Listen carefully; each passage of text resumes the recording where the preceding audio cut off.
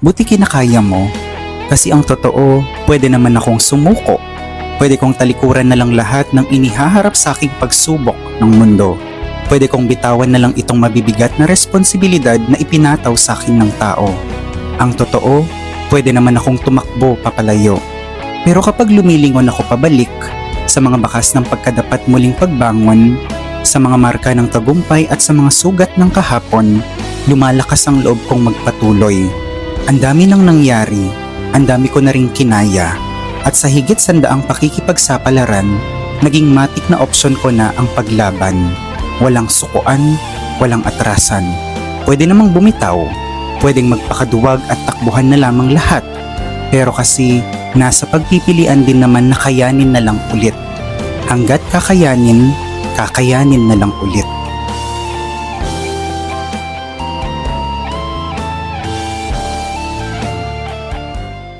Masasagot ko po dyan, yan po yung pinaka-love language ko po sa mga pamilya ko, sa mga tao nagmamahal po sa akin, to tell them po na okay po ako.